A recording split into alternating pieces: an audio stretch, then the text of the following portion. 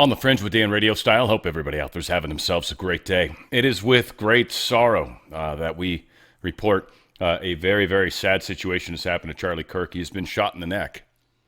I really do want to show the video. It's from a distance. You don't necessarily see anything graphic, but you do see a man shot, and I'm reasonably sure it's not okay to show. So I'm going to show you. Just go to Charlie Kirk's site if you want to see it. I don't think I can play it. I'm not going to. I want to.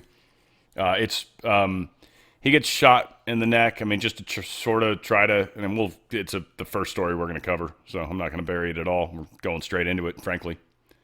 But he gets shot, and you see him, like he gets lunged away. I mean, he grabs, but he goes. We've got the shooter. He's been caught. I mean, Kash Patel's sent the FBI. I don't know if they're there yet. It's in Utah where this happened. I mean, let's just start moving. We got a lot to talk about. The almost World War III too, by the way. It is not 9/11 yet, but it is in parts of the world. And I don't always think it's necessarily the day that matters as much as the moon and things along those lines. And we've definitely come out of a full moon, and there's usually a few days where they've got a window in there. So it is strange that in one day we have potentially World War III, which I don't think it's going to happen. And I think Charlie, actually, believe it or not, the attention to him is actually, I think, going to thwart any negative power that the deep state might have gotten traction with as far as Europe is concerned. But what they've done by taking out such a incredible patriot is something that's just not going to be forgotten. He literally was just hit in the neck. I mean, just straight on the side. I mean, I wish I could show it. I really do. People panicked and left. Right? Obviously, when shooting happens, people tend to freak out. We do have... This is where it happens. I'm going to try really hard to stop it before... So you can see where he's at. He gets hit from this side and literally crunches over. Again, I just don't think it's wise of me to play it, but this is from his site. Marjorie Taylor Greene reposted this, and he got hit hard, and some were saying there was a lot of blood there. So here's the man who shot Charlie Kirk. Odd how much it looks like the governor of, or Tim Pool? I want to say Tim Pool. The dude in Minnesota, governor there, Tim Walz? Doesn't it almost look like him? It's kind of weird, but this is the guy that shot Charlie Kirk. These people are so worked up. People do not like what we represent. And it is dangerous right now. And they are calling for attacks against people like us. Be careful. Don't ever take things for granted. That's for sure. Donald Trump truthed this out. We must all pray for Charlie Kirk, who has been shot. A great guy from top to bottom. God bless him, and truly God bless him. Charlie Kirk has done, I think, an admirable, hugely admirable job. I look up to him in many ways. His abilities to be able to take questions on the fly and just, he's done an amazing job. An amazing job. Even Gavin Newsom did the right thing and came out and said the attack on Charlie Kirk is disgusting, vile, and reprehensible. In the United States of America, we must reject political violence in every form. Amen. I'm actually proud of you, Gavin Newsom. I'm actually proud of you. Yeah. So prayers out, folks. I mean, again, I literally, as of recording, I just pulled the extra couple spots that dropped regarding him. He got hit hard. Prayers can help. Let's make a difference. Let's send some love. Let's try to get him protected and healed and safe.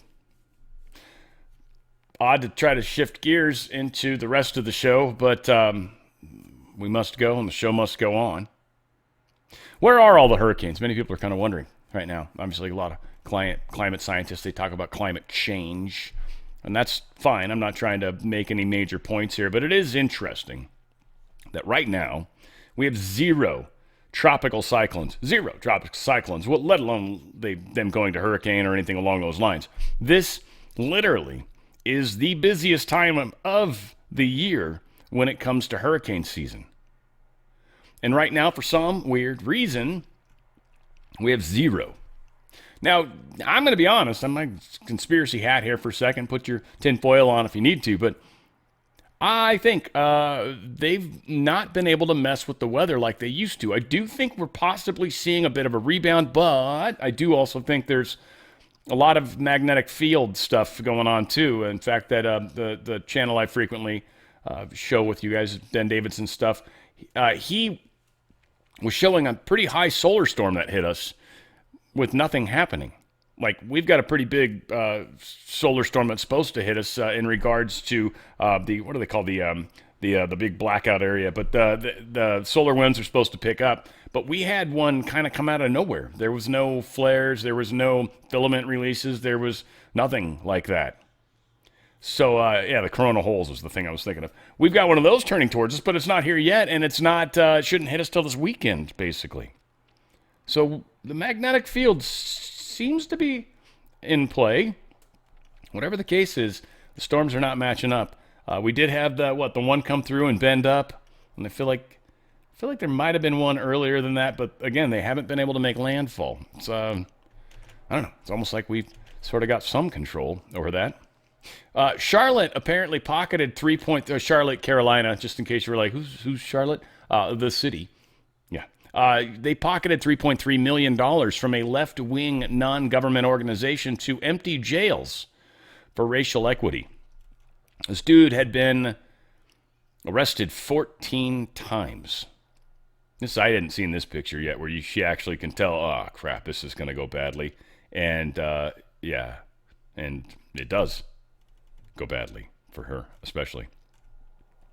Congressman Tim Moore said today, I led a letter calling for the removal of Magistrate Judge Teresa Stokes, who released a 14-time offender who went on to murder Irina Zarutska in Charlotte. This tragedy was preventable. There must be accountability. North Carolinians deserve better. Now, apparently, Magistrate Teresa Stokes, she doesn't even have she's not even barred. She's not even a lawyer. So you don't have to be on this board, this state bar. This magistrate. You can apparently be a magistrate and not actually be an attorney or have passed the bar exam. Kind of seems weird, though, doesn't it? So this is one of the people, or at least the last person, to have this individual go through their hands and did nothing to stop them. Another factor in the death of Irina Zarutska on Charlotte's light rail, the left-wing MacArthur Foundation giving Mecklenburg County a $3.3 million grant to reduce the jail population, specifically as part of a racial equity aim. Now, as much as it pained me to actually try to friggin' say this, because I couldn't, this was the part that really mattered to me, specifically as part of racial equity aims. Now, when you think about it, the way they look at DEI is that black people represent 13% of the population, yet they represent over 50% of the population in jails. So they wanted to fix that. They wanted to make that more equitable.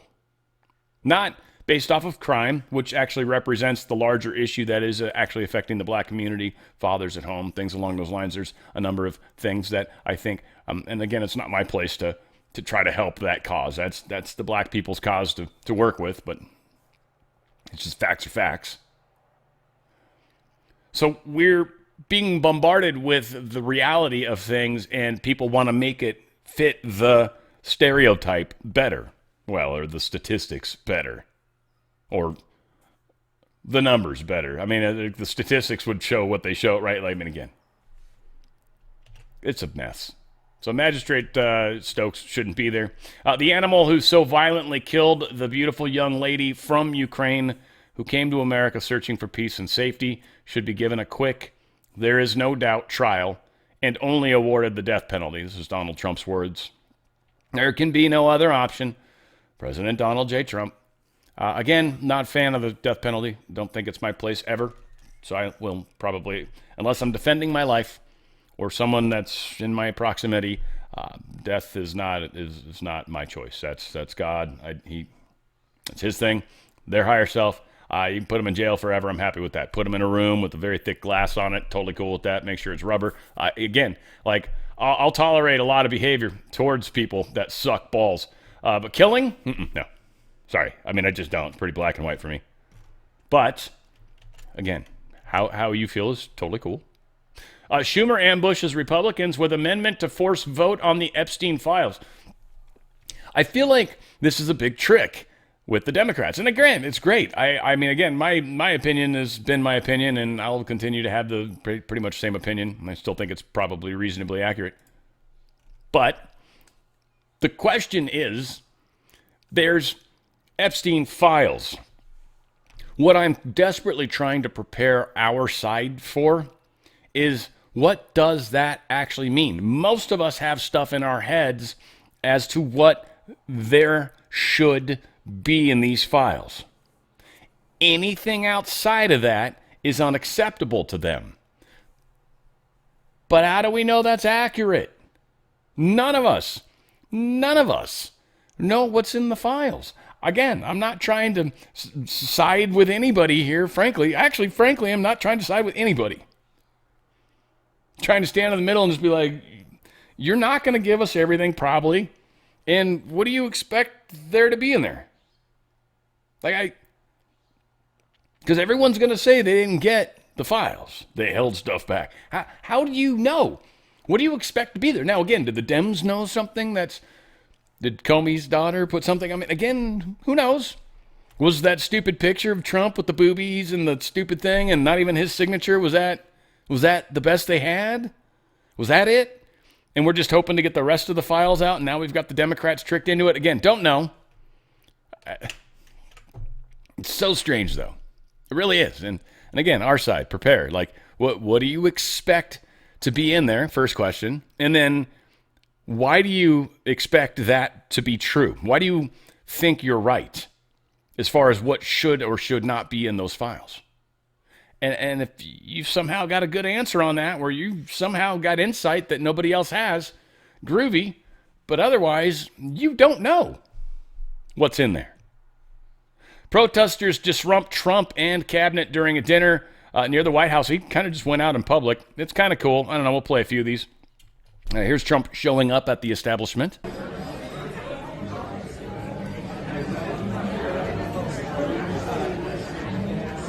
Thank you, everybody.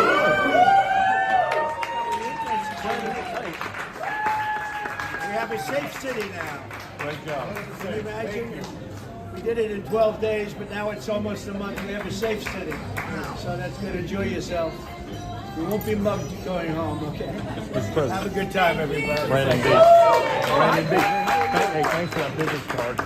Yeah, I gave it to you. Big Thanks. stuff. I like it. Thanks. Where's your family? They're back in Atlanta. Oh, okay. Say hello, bro. See you. Have a good time, everybody. Don't drink too much.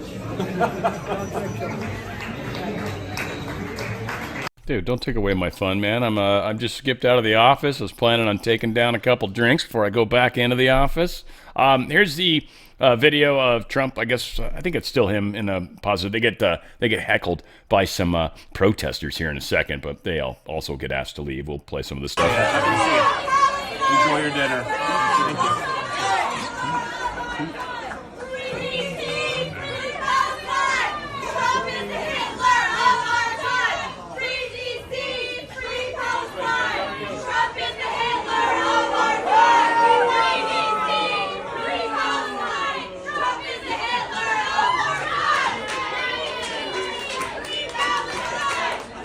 Looks like they're actually at his table, which, a lot of people, well, Laura Loomer specifically, are saying, oh my God, how could they ever get so close to him? Yeah.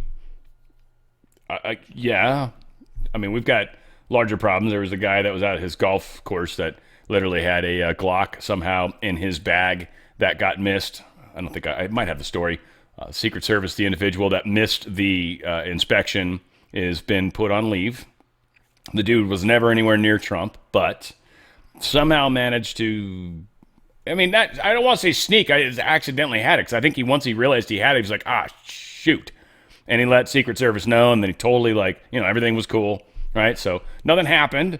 It was an accident, but they should have caught it, right? So, yeah, there's some questions about how he was able to, or they, she, whatever, how to get that close to him, right? I think this is president's approached by the chanters, yeah. And then this is, I think, is when they get them out.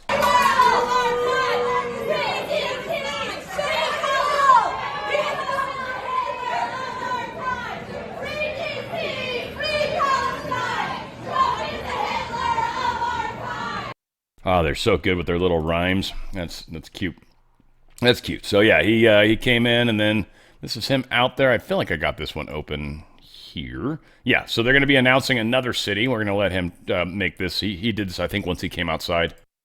Here we are. We're standing right in the middle of D.C., which, as you know, about over the last year was a very unsafe place. Over the last 20 years, actually, it was very unsafe, and now it's got virtually no crime.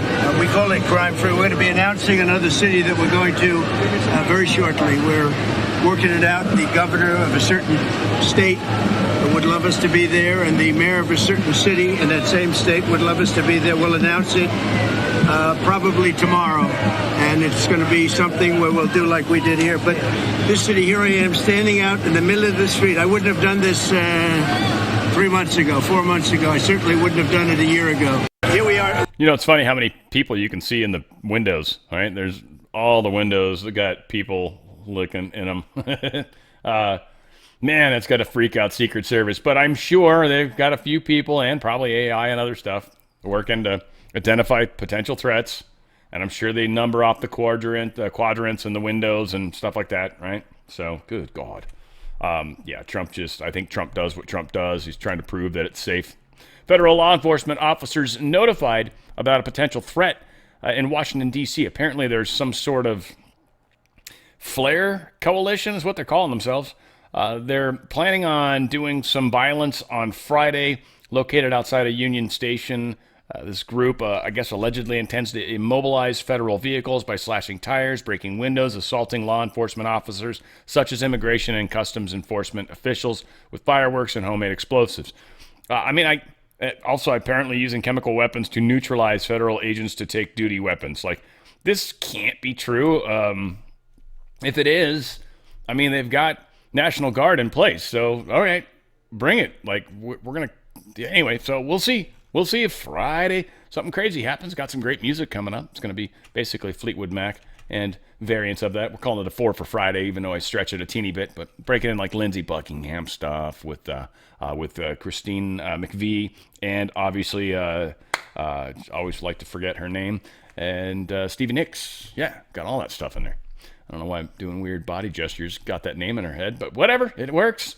California Assembly, they're passing a bill that's going to target federal officers who wear masks, somehow trying to make it illegal in California for federal officers to wear masks. That's not legal, certainly, not even close, and the Supreme Court would back that. I don't know if it'll actually pass. Hopefully Newsom's like, you can't pass this. This is stupid. The state assemblies who passed it, too. I don't know if it's still got to get through the Senate or something either, but it's just another stupid bill that we here in California like to do. We do stupid things very, very well. Thank you, and you're welcome. That's how we do that. You want to be more stupid? Follow us. We're going to go walking off the friggin' edge of the earth, man. Trump exits Biden-backed international disinformation pact. It sounds crazy. Apparently, Biden got us into something stupid. Trump's getting us out. But the Trump administration has finally moved to withdraw the United States from a number of international agreements signed under the former Biden government aimed at combating so-called disinformation on the internet and in the media. Critics of the agreement have long contended that the anti-disinformation operations, often overseen by opaquely funded and ideologically driven non-governmental organizations, are actually conduits for political censorship. One of the products of the agreement was the U.S. Department of State's Global Engagement Center, the GEC, which Secretary of State Marco Rubio shuttered in March. While the end of the GEC ended, for the most part, the U.S. federal government's direct role in the international disinformation agreements, it remained a partner of this global framework. However, according to European officials, turn that back on, huh? According to European officials, partner governments were informed last week that the United States would no longer take part in the international cooperative framework while 22 countries signed on to the former Biden government's global censorship initiative. The exit of the U.S. from the agreement under the Trump White House leaves their future in doubt. Obviously, we're no longer going to pay for it. And two, it's censorship. Trump's already threatened tariffs on anybody that tries to go after our tech companies to censor. So there's no place they're going to be able to go. They're running out of runway. The reason I've got this under Cray is because all of this crazy stuff's happening right now. They're desperately trying to find some sort of disturbance in the force that can keep us all busy. Probably why Charlie Kirk got shot today. Hopefully trying to steal some news cycles. Because they desperately want to start World War III, which that's not going to work. I don't know if they know it or not, but they will here in about 24, 48 hours. So, yeah, violence is gripping Paris right now. Paris is freaking out. There's a lot of anti-Macron stuff going on, a lot of rioting going on. People are very, very pissed. And Macron is being hugely hated. And he keeps trying to dump in his own people. He had this block everything campaign they're trying to do. I don't want to get into all these. He put in a new prime minister. They said they wanted an election. He's like, no, I'm going to put in another person. So he put in this Sébastien Lecornu, who replaced François Bayrou. And I'm sure I'm saying it wrong, but if I say it douchey enough, it's got to be closer. François Bayrou, whatever the hell. Imagine as douchey as you can possibly hear it, and that's how I said it. That's how it was. So anyway, so they are moving this. This is a big deal. Calls grow for Macron's removal as he attempts to appoint a new prime minister. Hungary's Orban offers an alternate security guarantee for Ukraine. You see, Ukraine's lost, and everybody knows that except, well, the only people that can't admit it is Europe and Zelensky of Ukraine. Otherwise, everybody else is like, no, this war's over. Over. And the only reason they want to keep this war going is because the deep state's getting money. And, of course, Zelensky's making, I don't know, some say $100 million a month, whatever. They're getting gobs of money to continue this war. Hungary's like, look, here's the thing. You've got your part of Ukraine right now, and then there's the part that basically Russia took over. Here's where your security guarantee is. You'll just leave that buffer zone in between those two areas, kind of leave that empty. You know, like no one should really live there. And then there you go. There's some security guarantees for you. Viktor Orban, I don't think trying to be a dick, but, you know, kind of calling it out. It's like, look, Zelensky, you lost land, dude. You lost the war. You don't get to, like, have a war with someone, lose, and then be like, all right, we get a redo. Nope. Not to mention the places that Russia wants to keep Russian are places that want to be Russian. They had votes. They've had referendums. They've had all sorts of things happen. So, again, this is not playing out well for the deep state. Poland apparently shot down a huge number of Russian drones. Apparently they went into their airspace. This is curious. A whole bunch of drones were shot down. Whole huge numbers. Giant numbers. We don't actually know how many. Giant numbers, though. And now they're saying that they need to invoke Article 4. And now, if you were like me, and you're like, oh my God, Article 4, does that mean war? No. Article 4 is the thing they invoke before they invoke Article 5, which is war. So Poland, and they're always the ones that are involved. We got some love for Polish people, but Poland is always, every single time there's been some sort of bullshit thing that was meant to start World War III, every single time in the Ukraine war, every single one of them. Oh, the missile went into our land. Oh, this happened. Oh, this happened. Every single time it has been within Poland. So, no offense, Poland, but we cannot trust you. We know you're trying to start World War III. Not quite sure why you want to. I know it's your government, and I know your government is very fractured right now. Hopefully the Polish people are not this stupid. I mean, we got a lot of stupid people in our country right now. So, you know, it's all possible. But this is bullshit. 100%. Unquestionable. And they're wanting to spin this. Now, here is a drone they found.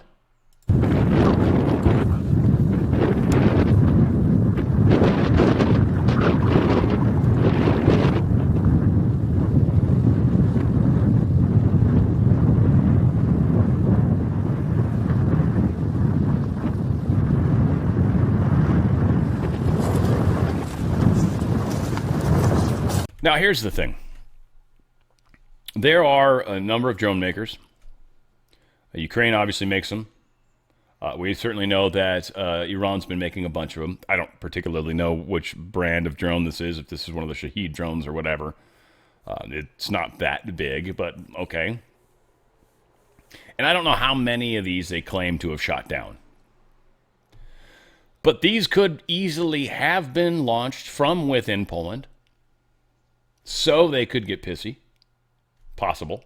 2, they could have been launched in Russia and technically been in Russian airspace, but super close to Poland airspace, and so maybe Poland freaked out and said, maybe a couple of them bled into their airspace, which is not okay, but they weren't attacking anything there. They were just flying through. That's possible too. How many? I don't know. Again, huge numbers. Could have been 4, 3, 1. I mean, 1's a big number. It's the loneliest number, but it's certainly, it's a big number. It's easily as tall as any of the other numbers. Yeah, if you put them next to each other, right? Side by side, 1's just as tall as 2. They're big boys. They're big boys. So, yeah, Article 4 invoked. We kind of talked about that already. Trump's like, what? What's up with Russia violating Poland's airspace with drones? Here we go. All right, he knows, Putin knows that we've been talking about this. There's going to be a false flag, that they were going to try to do it again. I think I probably even said probably Poland again. Russian drones in Polish airspace. What we know so far. Moscow, of course, rejected it. The Russian ministry statement stressed that during its overnight operations, no targets were planned for strikes into Polish territory. The maximum range of Russian drones that allegedly crossed the Polish border is less than 700 kilometers. Nevertheless, we are ready to conduct consultations on the issue with the Polish Defense Ministry. Poland's claiming that Russia accused Russia of staging an act of aggression by flying its drones into Polish airspace, some of which it said were successfully intercepted. Some huge numbers, calling the situation unprecedented. So, told lawmakers at least 19 separate violations took place over 7 hours, and up to 4 aircraft down by Polish forces. So now we finally got some actual numbers. 19's the huge numbers, and again, were they barely in Polish airspace? Again, is that okay at all to be in Polish airspace? No, but if they're barely in Polish airspace, like for 30 seconds or 5 minutes, because they're just skirting through it, and you could very quickly figure that out just by looking at the trajectory of the drone, which they obviously could because they were able to find them and shoot them down. So again, here's Poland trying to start World War III. Now, we know Trump, if this war continues, he said he's now thinking about hitting China and India with 100% tariffs to pressure Putin, but only if Europe will join in. This is a brilliant move by Trump, basically saying, look, here's the thing. Everybody wants us to force everybody to do stuff. Well, all right. But the only way we can do that is if you do it with us. And if you're not willing to do it with us because you know it's a bad idea if we do it, and you expect us to do it alone, well, we're not going to do it. This is your problem. This is your war. We're not going to pay for it. We're not going to give you any more munitions. We don't need to help you guys out at all. So we've got a little bit of a problem for Europe right now. The deep state is being squished and squeezed. Everything that's happening is forcing that on them. It's actually pretty incredible, if you think about it, how beautifully this is playing out. Donald Trump truth this. This morning, the Trump administration was notified by the United States military that Israel was attacking Hamas, which, very unfortunately, was located in a section of Doha, the capital of Qatar. This was a decision made by Prime Minister Netanyahu. It was not a decision made by me.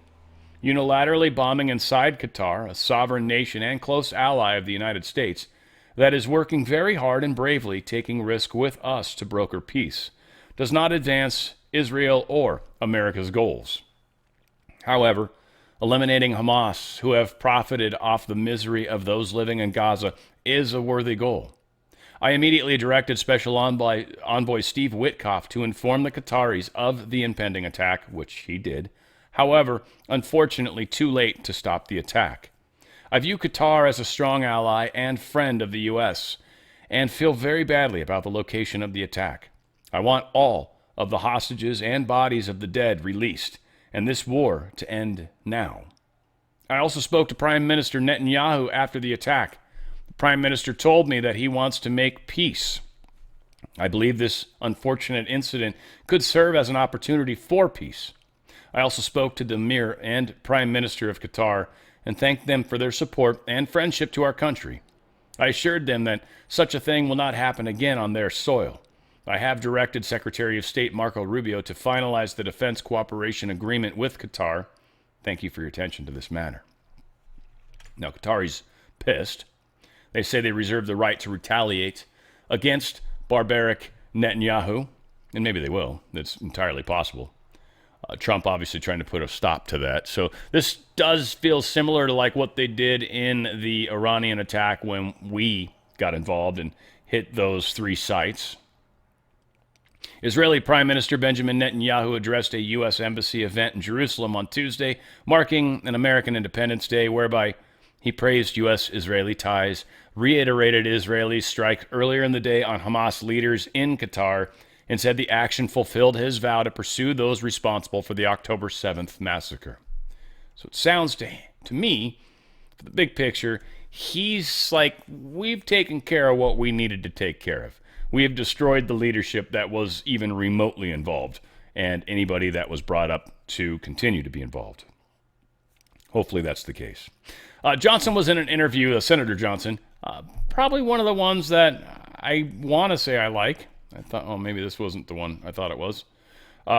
But they said the Senate could subpoena Gavin Newsom over a Palisade fire. Oh, yeah, this is a different story altogether. But he's talking about possibly bringing Gavin Newsom in to answer questions. He says if he doesn't want to show up willingly, then they can make it happen. But they're going to look into that further. And the Lebanese government commits to fully disarming Hezbollah. Lebanese Foreign Minister Youssef Raji, he said they're fully disarming Hezbollah, and it will take, they say, up to 3 months.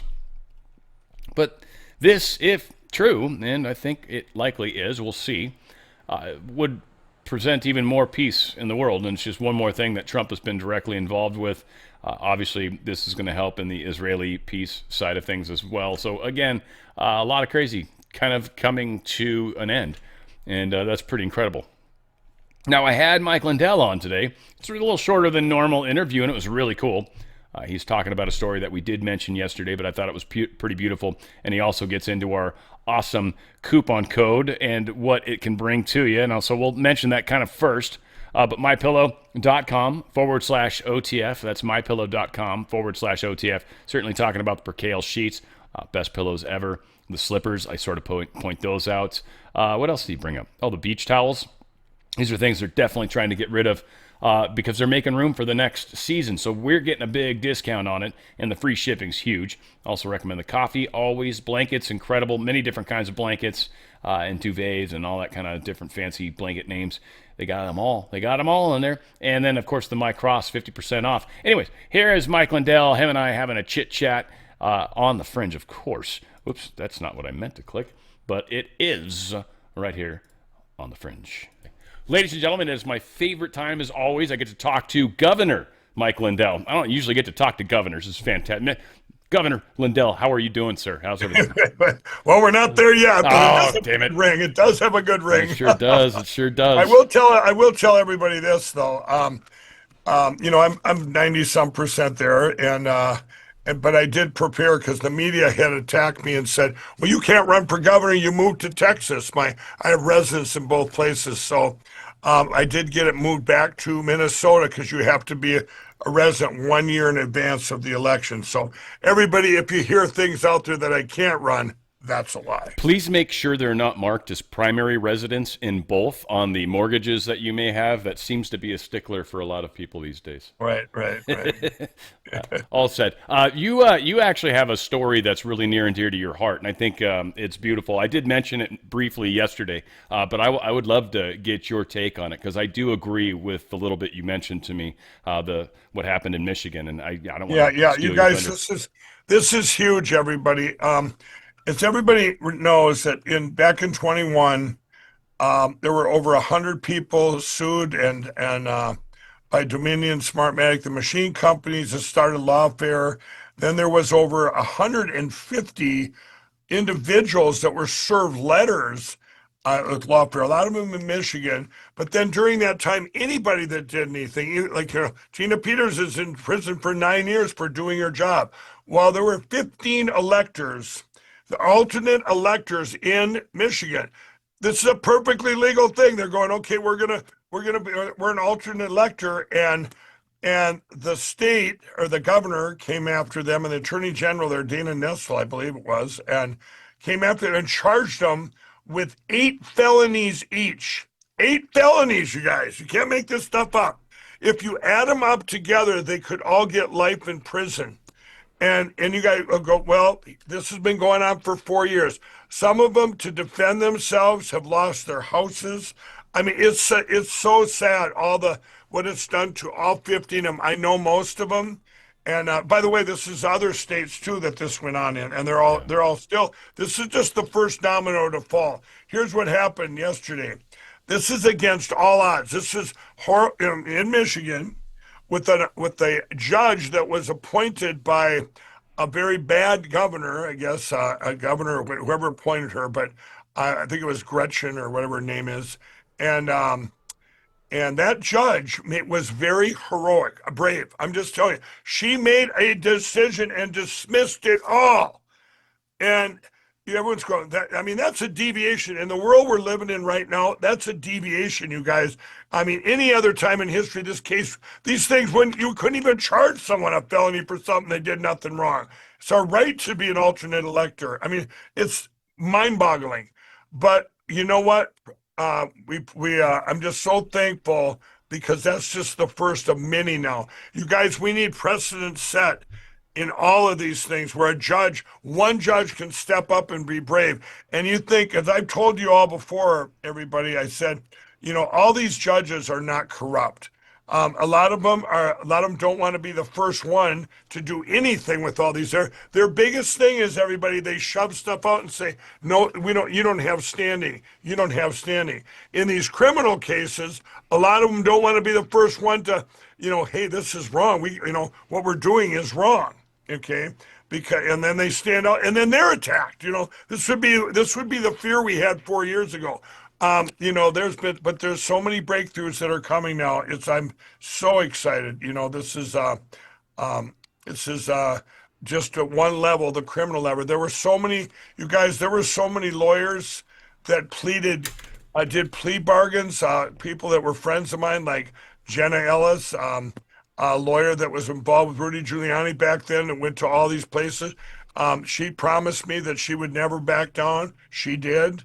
Because she had there fear was of bunch of disappointments. Fear of going to jail and fear of getting disbarred. So big breakthrough. And I asked, by the way, I brought that up to the people in the audience too, because it's like, what if it's your life that's on the line? Because so many of us were very critical of these people not wanting to walk through the fire, and it's like, you can't. I mean, I'm telling you, willing to lose everything. When it came to that, the president and I talked about that at one time, and I said, these lawyers, that all these people that, especially in Georgia, that took plea deals.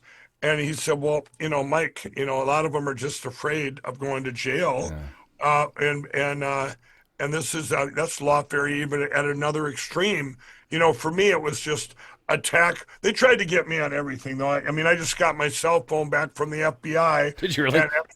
After 3 years, everybody. The Hardee's trip, the infamous Hardee's fast food. 3 years to the day, same hunting trip. And I get the phone back, and all it was, hey, nothing to see here. Boy, Mike, nothing. You're good to go, Mike, other than they broke the phone. It's all cracked. But that's another story. I wouldn't trust your phone, obviously. I assume that's a given, right? Like, can they wipe it or do like a whole new thing? I don't care. That's an old phone. Obviously, all right, I got cool. Phone that's 4 years old. It's an old model. And besides that, I never, when you go into these rooms all the time, and I'll be in these rooms and go, put your phone in the bag so nobody can hear you. Nice. I have nothing to hide. I could care less. Isn't that right, Tim Cook? My phone, I don't use your signals of the world. I don't care. Good. I'm not doing anything wrong, and you're not hiding from anyone. all they're going to hear from me is melt down the voting machines and turn them into prison bar. That's what they're going to hear.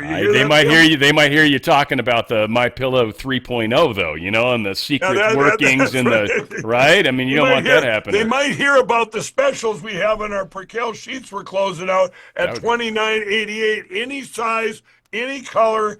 Once they're gone, they're gone. And what are we doing with that? We're doing that because we're our own bank because we've been debanked and everything. We're getting our funds ready to buy our winter products. We have a lot of these we're closing out. We're closing out all our beach towels, 50% off, our awesome. Slides and sandals, 60% off, all these different things. And so you might hear those specials, There you go, the slippers, $39.98, everybody. It's like a cloud. $39.98. You get all the slippers, regular $139.98. So thank Christmas. Yeah. Thank Christmas, guys. Think ahead. Be smart. Yep, probably the best deal you're going to get on those. I'm not trying to put money in Mike's mouth, but yeah, I would assume for sure. Mike, and don't forget the promo code. What is it? OTF, right? Yes, sir. Promo code OTF, you guys, and call right now, 654-4398, you guys, and get these. These are exclusives. Once they're gone, they're gone. These sheets are $119 for the king. I have all these sizes. $119, $29.88. We're just liquidating, closing them out. We're gone for good, and we'll be getting our flannels and everything in a couple months for the winter. Sweet. And anybody if you have a larger bed, you are silly to not take advantage of this. This is an incredible deal. $29.98, any size. So your kings, your $29.88. That's holy. Fake news. It's under that. $29.88. And I want to tell everybody, remember our sheets. When I designed them, they have deep pockets too for your mattresses. All the things that I didn't like in a sheet. Oh, these are too small. They have the deep pockets, 10-year warranty, washing and dry. I mean, they don't fade. Everything you'd ever want in a sheet, the My Pillow sheets are. So yeah, I always joke. It's like you have to stroke out on that fourth corner, man. You're just struggling to get that over the edge. Not yours, not the My Pillow. I love right down to the bottom. Yep, it's awesome. Any thickness. There is plenty, and for those that want to buy a topper, which are also on sale right now, they fit inside that giant deep pocket. So again, it's just absolutely. Mike's always thinking ahead. By the way, the mattress toppers and the beds, everybody, they ship for free today. Use that promo code OTF. They ship for free. They come right to your front door. 10-year warranty, 100% made in the USA. You cannot beat that. Remember, you need two kinds of sleep. You need REM and Delta sleep in these beautiful sleep cycles. One's your body and one's your brain recalibrating. You get all this combination between the sheets, the best bed products ever, and the best pillows ever. Yeah, the pillows are the best. I love the pillows. Mike, thank you so much for being on and again talking about what's going on in Michigan and keeping us up to date with Tina Peters and everything. And you guys, I really believe there's gonna be another breakthrough coming. I just met with our president. He wants Tina Peters out, and he's getting serious. And everyone says, it's frustrating, but you can get her out under the Federal Witness Protection Program. And I was asked, who are they going to go after? Well, they're going to go after a criminal, Jenna Griswold, the Secretary of State of Colorado. It's very simple. They deleted the 2020 election. It's a felony. So we've got, there's great plans there.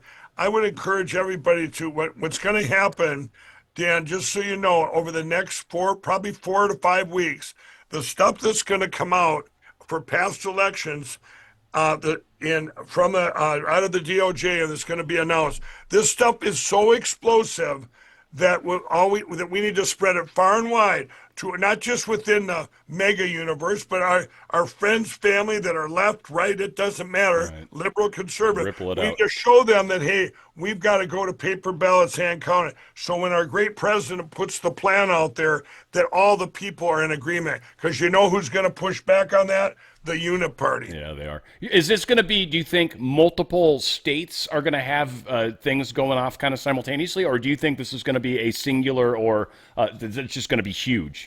No, it's huge. It's not just like a singular thing. It's huge. Hey, I will tell you this. Every single county and every single state is affected in our election. Oh, that kind of Everybody, this isn't just the president's not just going to announce some swing state problems. Oh. We have to go. 132 countries have banned electronic voting machines. We need to be the 133rd country. So, amen. I love it, Mike. I love it. And when do you think there might be some governor action talk going on? Is that? I'll let everybody know. I'll let you know. But we're just checking. And there's a lot of things we have to check on because with myself being the face of My Pillow, there's a lot of rules that come into play. So that if you are governor, can I still run ads? Can I still be on your show? I see what you're saying. Yeah. You might have to let someone else selling something else on to offset that. I don't know. That's crazy talk, Mike. That's crazy talk. Don't talk like that, sir. I love it. Right. Well, thank you for everything you're doing, and I appreciate you. And is the legal fund still up to help? Yeah, absolutely. You guys can help save the country. Just make it easy today. Go to lindellplan.com. Lindellplan.com. It's going to bring you right to the offense fund. We're on the offense. Everything you put in is going to help save this country every single dime. Well, Governor Mike Lindell, it's been nice to have you on the show again, and I'm very much looking forward to talking to you again soon. Have a wonderful day. Thank you. Bye-bye. All right, thanks. Yeah, thank you, guys. I like him. I don't know what it is. There's just something, but he's just a genuinely nice guy. He's a genuine guy. It's nice. No, I mean, not trying to be disrespectful, but I'm sure he's a businessman, right? Like many of us, he gets his frustrations at times, right? But yeah, I just the thing I was trying to talk about, and I think what he's referring to. So just the big, like I was like, is it going to be a bunch of small states that are going to have little election cases popping up? Was my question to him, or is it going to be like some large, like something huge, like I don't know, Colorado, where they actually go after Griswold and actually bust her for changing data, like something that's big, right? Like that causes everybody to go, but I think what it actually is, what he's referring to, in his wonderful Mike Lindell kind of way, is that Trump is going to do this executive order requiring paper ballots. My guess is they're doing and spending extra time to make sure that the verbiage in the executive order holds up to scrutiny, because it's immediately going to be sued, appealed, right? Like, and they've already court shopped, they've already judge shopped, they already know where they're going to file it. Like the filing is ready. They're just waiting for probably adding a teeny bit of syntax, and within literally 20 minutes of Trump, if that, 20 minutes of Trump doing this executive order for paper ballots, they're going to have a lawsuit filed, which is fine. It's going to give the other side this, see, we're fighting them. And then ultimately our side is going to be like, yeah, but we keep beating your ass. So it's expected. It's expected. Again, to go to mypillow.com/OTF, mypillow.com/OTF. Kind of a long commercial, but at the same time, like, just good stuff. I don't know. I like Mike. I'd crack me up. At some point, I'm probably going to be much more involved in their organization. Not that they've talked to me. Their guy, by the way, he can sing amazingly. I don't know if you've seen that dude in Frank's Speech, the main dude. Dude, he's got an amazing voice. Beautiful voice. He's like tenor or something. The guy's got an incredible voice. I'm a shadow of him.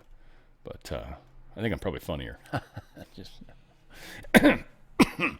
Trump announces crackdown on drug ads on TV, potentially disrupting billions in ad spending. So they are digging into the ad pharma issue. So one thing, Zero Hedge got a little pissy about the Tylenol thing. It's been in the market forever. Well, what is this? Like, shouldn't we be going after the vaccines? Like, this is stupid. And at least I'm adding words, but that's kind of the feel I got from it. And yeah, I get where you're coming from. But what you're almost missing is since 1955, we felt like this shit wasn't a big deal. And it's actually been causing problems. It's really hard in our kidneys. We're starting to learn that. And to find out maybe this has played a part in the autism thing, because we've been taking this shit since 1955. Now, they were really strict about you don't do anything when you're pregnant. Like, you just suffer through it if you're sick. But that totally started to change, I don't know, probably around the 80s, which is when a lot of the autism stuff started to really happen, frankly, I think. Roughly, right? 80s, 90s is for sure. So, again, the point's made. It's beautiful. But President Trump's talking about signing the most significant action in a generation to rein in misleading pharmaceutical ads. This will, again, be fought. This will put his life at risk. The pharmaceutical companies would definitely put a hit out on this dude. They would definitely. The amount of money he is threatening to cost them, it would make more sense for their CEO to walk up to Trump and shake his hand and shoot him on camera and just suffer, and they'd be fine. They'll just put in a new CEO, and that dude will eventually get out of jail, and it won't be a big deal. Like, they literally would be worth it. We are in a crazy time. They literally shot Charlie Kirk. Secret Service missed a Glock in a guest bag. I talked about this, Virginia golf course. He never got close to Trump, and he didn't get caught, wasn't there for nefarious purposes, realized he had it, and they missed it, and he was just like, oh, shit.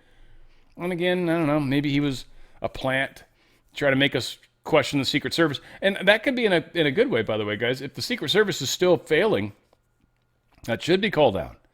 Trump wants a safe space, right? So, yeah, if we've got Secret Service problems that are still existing, we certainly want to see that more directly involved. So we'll continue to move on that. And anything weird that comes out, we'll try to bring up. White House counsel raises red flags on the legality of Biden's pardons, I should say. But just the news recently reported a bombshell internal White House memo that showed Biden had actually outsourced the clemency decisions to then Vice President Kamala Harris and allowed staff to use an auto pen on late-term pardons, even though staff believed at the beginning of his presidency that he needed to personally sign by hand such actions. The specific pardons they're going after are the ones they did like right after Trump won. Those are the pardons they're going after. And in some cases, many, probably on the Kamala side, would suggest that, well, since she was running for president, she's probably technically the president then. And so she probably signed off on a whole bunch of stuff. And again, pay to play, probably. Again, I'm just making stuff up here, spitballing. But, yeah. Yeah, the auto pin thing's coming down. And that means Fauci, that means all the people on the January 6th committee, a whole bunch of people are going to lose their protections. And it's going to be a sucky day for them. Supreme Court seeks to avoid being cornered on the Trump tariffs. There's kind of an interesting case is starting to bubble up here. So it's the Hill, so they're always a little bit of a left spin. What's interesting about it is there's two different tracks that this will take, and can take for that matter. One of the tracks is the trade courts. There is a whole separate set of courts for trade and all that kind of nonsense. They have a lawsuit that's bubbled up to the Supreme Court in regards to the tariffs. Feel like it has to do with, interrupts. I think that interrupts or interferes with their abilities to make money because tariffs have been placed on their products. The trade court has ruled. The trade court has ruled that the International Emergency Economic Powers Act does not provide Trump with unbounded authority to impose his sweeping tariffs. There's the problem. The Supreme Court goes further and rules the IEEPA doesn't authorize tariffs. Full stop. The trade court wouldn't have the power to hear the case. So they don't want to destroy the point of the trade courts. So the Supreme Court's got to be a little careful on how they handle this tariff stuff. But on top of that, they've also got a second case. And this one, it's in the federal district courts. So that is an addition that allows the justices to keep their options open and avoid backing themselves into a corner. They're ultimately going to have to figure out how to negotiate those waters, right? The trade courts need to still have power to hear cases, but do they have the power to affect what abilities tariffs the government can do? And is that even a fair assessment of what their power should be? Again, so a lot of things are going to be answered by this. Now, the Hill's spinning it like, oh, they got to be careful how they move these waters. Now, this is the perfect opportunity for the Supreme Court to smite two demons at once, if you will. And that is what is going to happen. So this is, I would call this a good day. Attorney General Pam Bondi, she put this out. Parents of school-aged children should never be treated like criminals for speaking at school board meetings. No more. The Justice Department is restoring law and order and returning power to the people we serve. I am directing the FBI, our Civil Rights Division, and our U.S. attorneys to uphold constitutional rights and parental authority in America's education system. This DOJ stands with the American parents. And this has to do with all the school boards across the great land that keep trying to silence parents. No more. No more. The federal government is now supporting who they're supposed to support. We the people. $100 million in LA wildfire aid is being doled out to fund pet clinics, DEI projects, and fungus planting. Well, I mean, there's at least that. The fungus planting. Yeah, it doesn't sound better the second time either, does it? No. No, it's a stupid idea. None of the money's actually gone to helping with the people with the homes. None of it. Zero. They had a concert. Billie Eilish and Lady Gaga and all these people, they raised about $100 million for victims. But none of it went to the wildfire. That's what they sold it as, though. That's what they told people it was for. But zero of that money has actually gone to helping anybody that lost a home, that was involved in the fire. It's gone to, like they said, DEI causes, a whole bunch of cool, crazy stuff. Buying uniforms for kiddie choir singers, $100,000 there. Offered pet health care, $250,000 there. Stuff like that, which is, Buddhist Sushi Foundation, $100,000 to group making podcasts about the wildfires. So people talking about the wildfires, they got $100,000. The local YMCA, $250,000 they got. NAACP of Pasadena, they got $100,000. Los Angeles Black Workers Center, they got $250,000.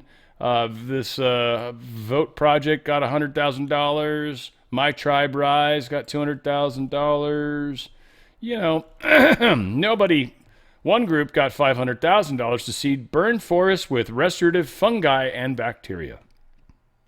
That was where the fungus goes. Hey, Fun and Gus. I hope somebody on there was named Gus, because that would have made it oddly better, sort of. For $500 million, I'd like to say there's a guy named Gus, and they're having a lot of fun. I have to live with myself. You guys don't, just for like an hour and a half a day. Whatever. You barely have to deal with it. Dozens of containers go overboard in the port of Long Island. Or not Long Island, Long Island. But actually here, Long Beach. Or Long Lickin' Beach, as we say here in my family. Because the way my girlfriend says beach, it sounds like bitch. Because of that, we add the F word in front of any time we talk about any one of the bitches around here. If we're speaking of a bitch, we're throwing an F word in front of it just to make it fun. So it's just a fun little thing we do here. Anytime she brings up, it could be Laguna bitch, it could be Long bitch, Newport bitch. It doesn't matter which bitch we're talking about. If I could get a Kiwi in the room and we could figure out how to get on a sailboat, we could go to Newport bitch with my dick shoes. Oh my God, all sorts of things start to open up. Anyways, that's just a perfect world. That's a fantasy, frankly, is what that was. Probably sharing too much. Yeah, they knocked a whole bunch of stuff off the water, though. They said it's worth like $5,600, by the way. $5,600. This much cargo got dumped into the water. That's about $5,600. Are you shitting me? Huh? They all fell over. Oops.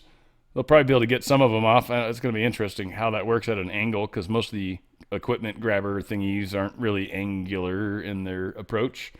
But really, $5,600 is what they figure-ish they lost. I get the number down here somewhere. $5,431. I'm sorry, I way over-exaggerated. $5,600. It's crazy, man. Off by $160.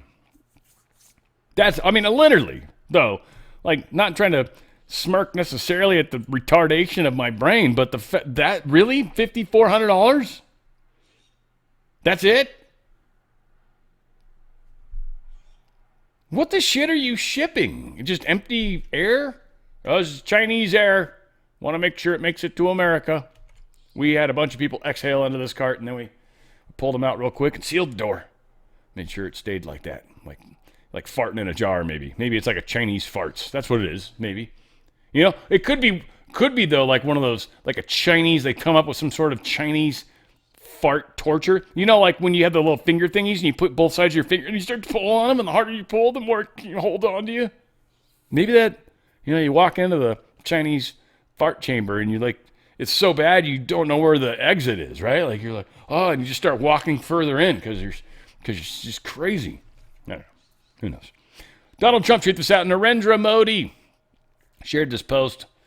India and the U.S., they're close friends and are natural partners. I am confident that our trade negotiations will pave the way for unlocking the limitless potential of the India-U.S. partnership. Our friends are working to conclude these discussions to the earliest. Anyway, yeah, they want to be friends. It's cool. I like that. Lisa Cook can't be fired for now. The judges are letting this move forward before we fire them. The Fed, you know, it is the Fed board. It's kind of a big deal. I think that's the proper direction to move on it. Senate panel advances Trump's Fed nominee, Stephen Mirren. He's filling in for the other individual that they recently got rid of. But a 53-47 Republican majority. Wow, that went down party lines. Surprised they let that one go through. Interesting. Deep State's like, we're not voting for him, but, well, yeah, we need a Fed bankers. We need that. Somehow they agree with it. It's just a crazy thing that Oracle did. I don't want to spend a lot of time on it, but they made up numbers and then said they're going to double and double and double their business. So they expected this cloud infrastructure. They got some contracts with like 4 companies, I think, 3 or 4 companies. And these were big contracts, but nothing was fully set in stone, but just like, here's what the plan is. So it was on their plan. It wasn't even real money yet, even real plan for that matter. But the plan was to double the amount of Oracle they used over the next 4 years. So they're planning on spending that kind of CapEx, so they've got to book it out. And then also we've got Oracle that's shown that they've got this insane level of growth expected to happen, even though nothing else they are doing right now would suggest they're this successful. So their stock price kind of went up. But, well, if none of this happens, which is, well, starting to come to fruition, I think, a little bit. If none of this happens, then Oracle's screwed. Right? And it's just one of the examples of how they kind of make up numbers. It doesn't have to actually be a legitimate thing. They can cancel at some point. But, yeah, they're literally talking about doubling on doubling on doubling. Producer price, the PPI, producer price index, it didn't go up. In fact, it went down 0.1%. Many would say, well, that's not very much. Well, it was supposed to actually go up 0.3%, I think it was. And it didn't. It went down. So that's actually a reasonably large swing. It also shows that inflation's slightly falling. And this is beneficial to Trump trying to get the interest rates lowered. The main reason he wants to do that is he wants to refinance the debt that we owe.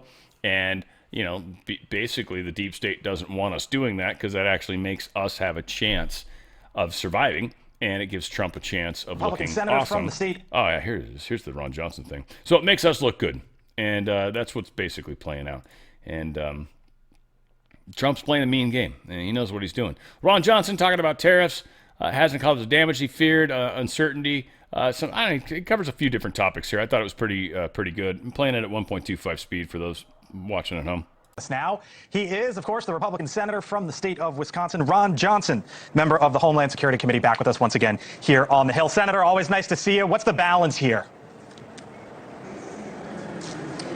Well, first of all, I would not want to be an enemy of the state of Israel, certainly not one of the leaders. And listen, I kind of agree with President Trump's sentiments. President Trump wants peace. This probably doesn't promote it all that much, but let's face it, it's Hamas that claim credit for another terrorist attack in Israel. Israel has every right to defend itself. Who does not want peace in the Middle East is Hamas. So they have to be defeated. This is one of the ways you defeat it. It's unfortunately that these people were in Qatar, and I understand that sensitivity, but I think the sentiment here, at least among Republicans I've talked to and seen their statements, is they're by and large supportive of what Israel did here. We want to see Hamas destroyed. Senator, there's some news that just popped in the last, I don't know, hour and a half or so that I want to get your take on a different matter, which is the Supreme Court is going to overhear the tariff case in November. They're going to fast track this and hear it in a couple months. Last time I talked to you, you were sort of wait and see on the issue of tariffs. Do you want the Supreme Court to uphold the president's ability to enact his tariff policy? I want the issue decided. I understand, to a certain extent, the legal issues. And from my standpoint, I don't think all the damage I thought that might be done by the generalized tariff that really hasn't panned out.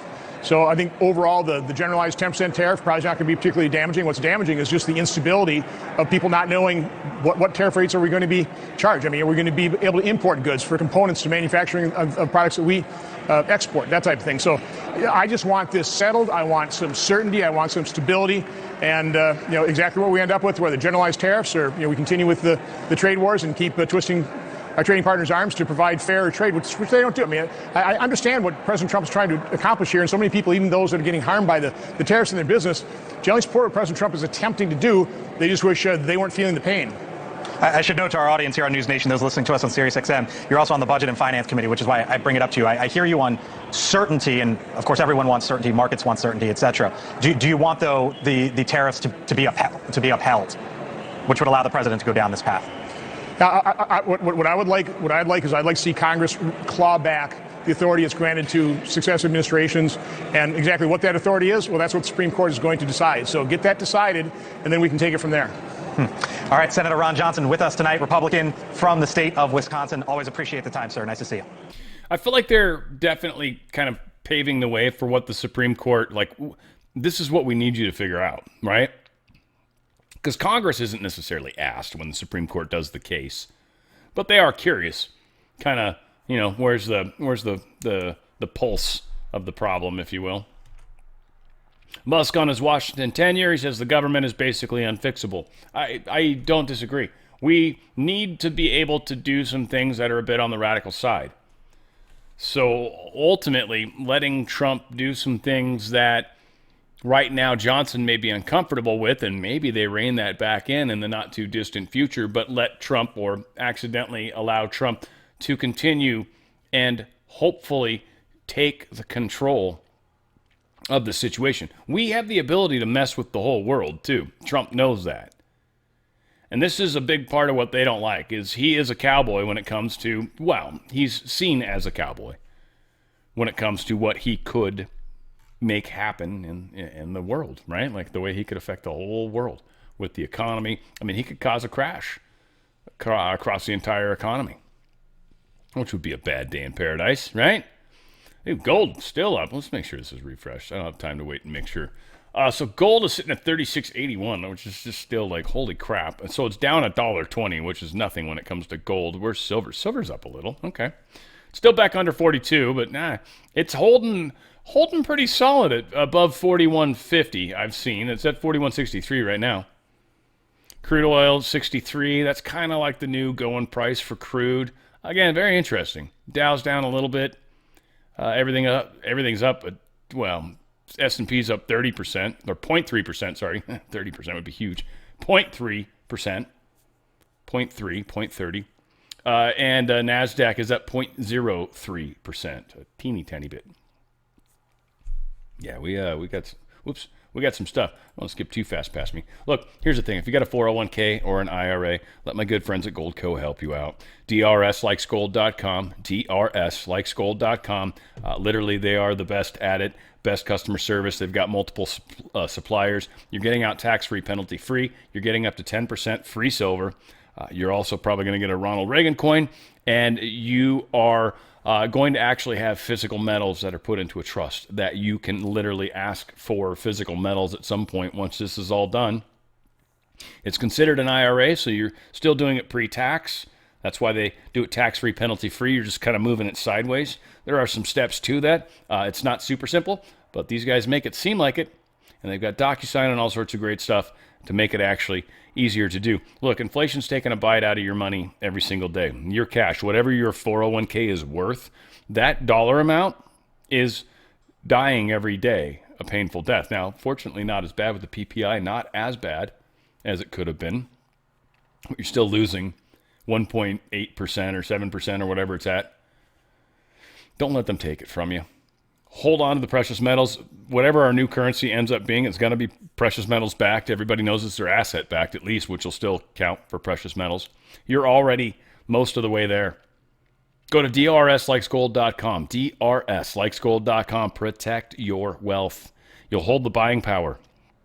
You take that buying power and move forward with it. No matter what happens, you'll be able to buy that much stuff with the money, just like you can right now. Whatever that snapshot is right now, because gold and silver are going up every day too. So that snapshot changes as well. So not only are you losing the value of money, but at the same time, and the way you kind of measure that is the gold and silver's prices are going up.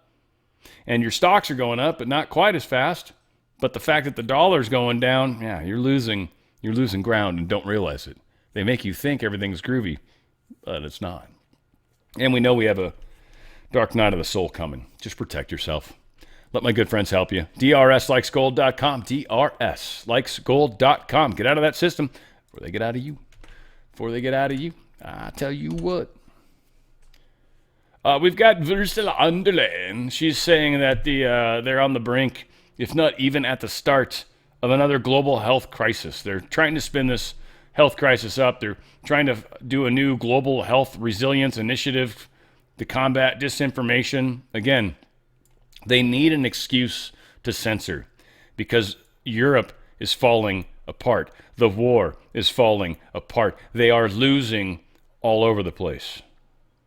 Rand Paul put this out. There is evidence Fauci may have deleted public records.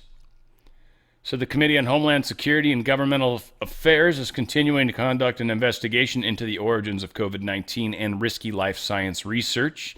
So during the course of its investigation, the committee has obtained records revealing that you directed employees of the National Institute for Health to destroy federal records. These documents suggest your direct involvement in efforts to conceal information related to the committee's investigation and appear to contradict your previous testimony before Congress. Accordingly, I request that you provide additional information and formally invite you to appear before the committee to clarify your previous testimony. He said he was denied under oath ever deleting any official records. And so Congressman Comer asked Dr. Fauci, did you ever delete an official record? And you responded, no. Similarly, when Congresswoman Lesko asked, were you ever engaged in attempts to obstruct the Freedom of Information Act and the release of public documents? You again responded, no. Additionally, when Congresswoman Maliotakis asked, did you delete any email or record related to the Wuhan lab or the origins of the virus? You answered, no, I did not.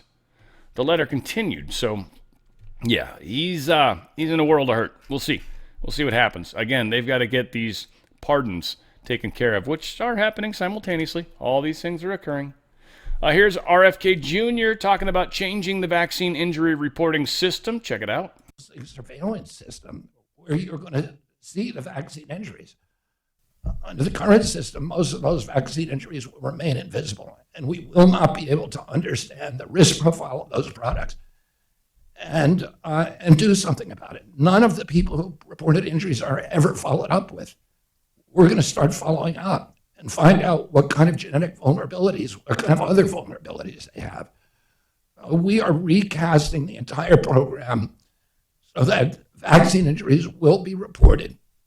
They will be studied, and that individuals who suffer them will not be denied or marginalized or vilified or gaslighted. They will be welcome, and we will learn everything that we can about them so that we can improve the safety of these products. I would say that for most of us, that is the ultimate goal, right? We'd like the truth at least, so we can make the best decisions we can. If you still want to do stuff that could potentially poison your body, but you might believe in it more than others, hey, you're going to probably get a better benefit from it than people that don't believe it's a good idea, right? I think there's a little bit of that effect that happens too in the mind. Kirill A. Dmitriev. He's, I think, one of the little spokesholes up there in Russia land.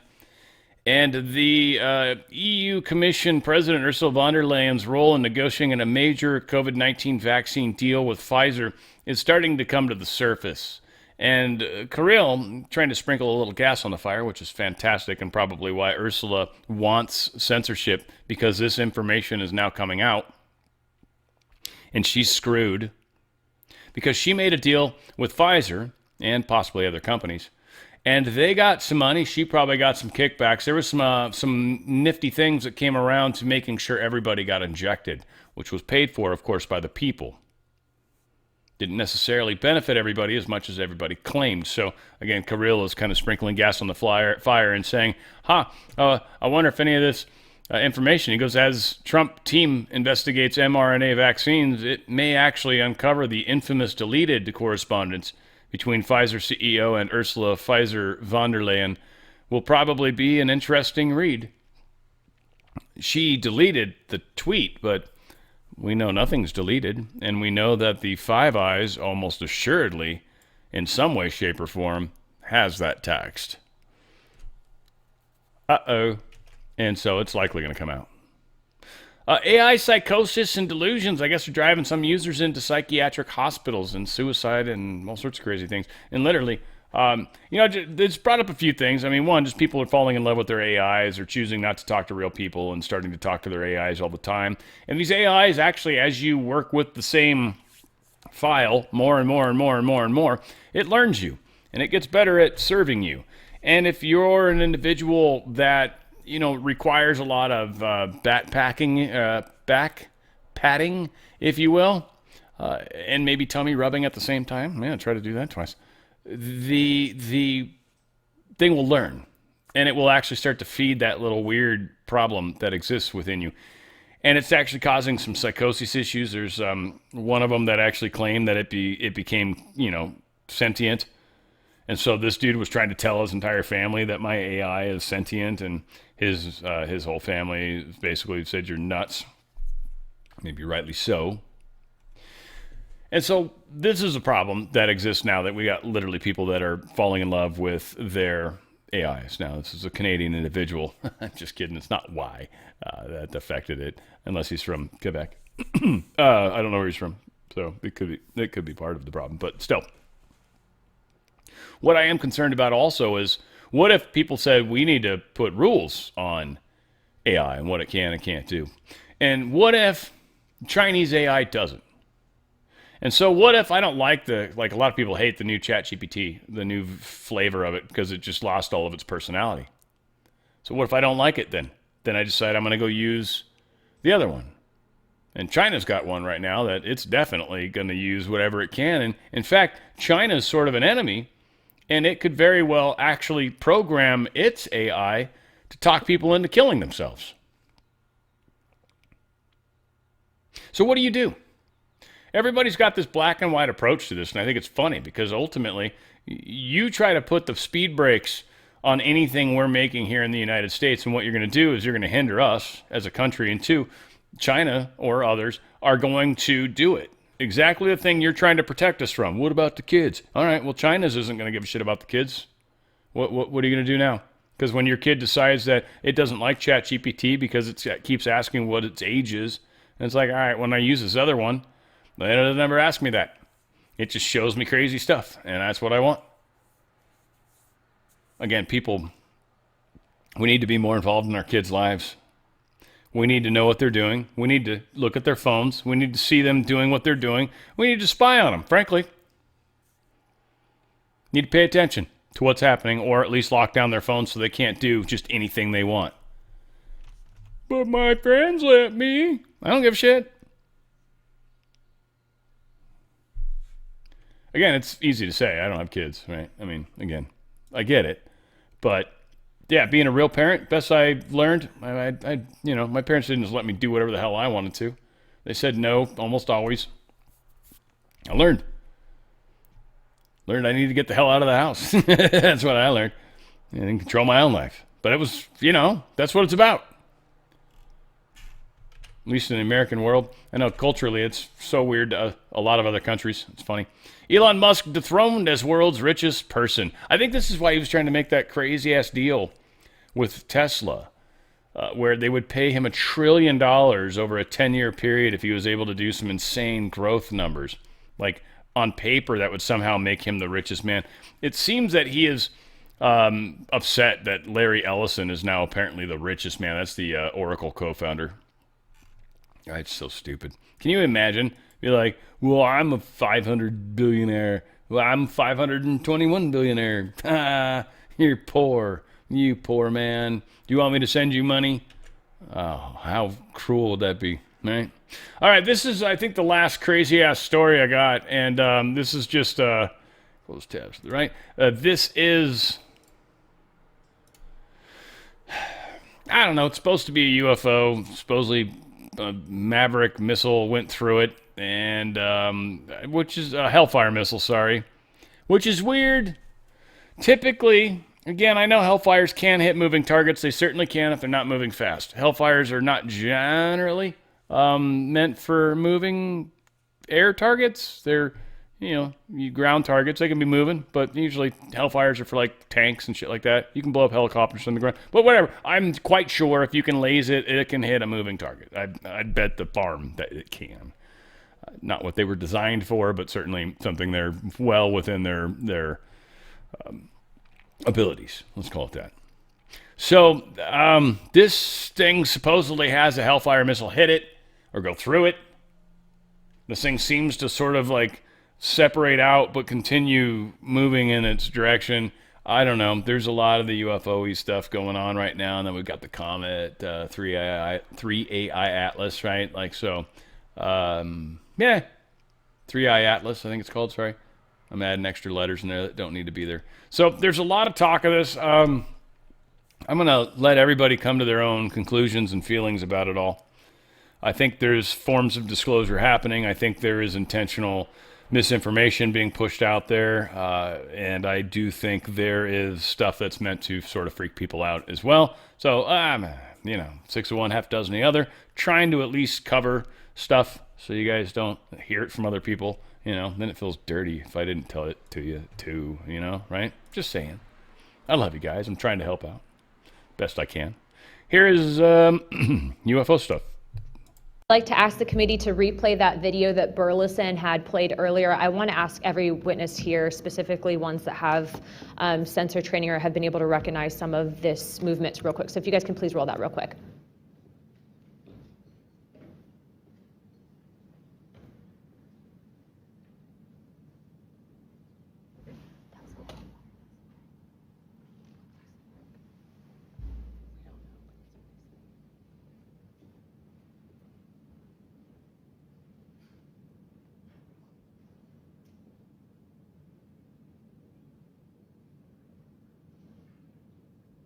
Okay, while this is still rolling, Mr.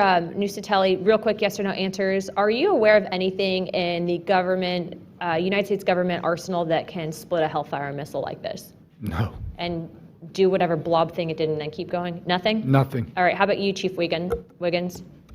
Nothing to my knowledge, ma'am. Okay, and how about you, Mr. Borland? I prefer to answer that in a skiff. Okay, does this video scare you guys? Yes or no? Yes. Wiggins? Yes. Nat? I had a different reaction. I was really happy that it got out. Thanks for providing Curiosity that. killed the cat. All right, Mr. Borland? Yes, for... Okay. All right, that is the end of my questioning. I'd like to now recognize... So Borland didn't answer... First time he says, I'd rather answer that in a skiff. Meaning, he's seen this before. He's got an answer to this. Mr. Knapp, of course, I think it was Richard Knapp, or I forget his name, but he was tied into Art Bell and all that stuff. He's one of the biggest investigators out there. So he's, of course, happy. But everyone's like, are you freaked out? Yes, no, yes. And again, this is scary in a weird way. I don't know what this is. And I do think we do, and this to me does strike me as something a little more on the legitimate side.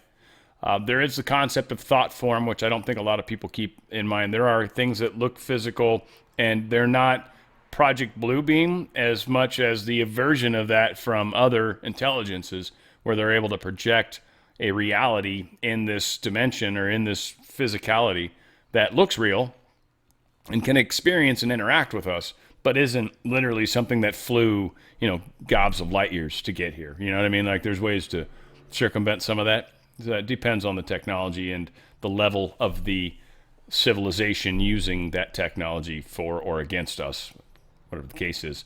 Kind of some crazy stuff going on. And just like to make sure I cover it all with you guys. I love you guys. A lot happening. Things are changing. Crazy week. Don't let them push World War III. And certainly prayers out to Charlie Kirk. I don't know if anything's even gotten worse at this point. I hope he's okay. That's all I can say. I love you guys, and we will continue this movement forward. Where we go one, we go all. It's On the Fringe with Dan Radio Style.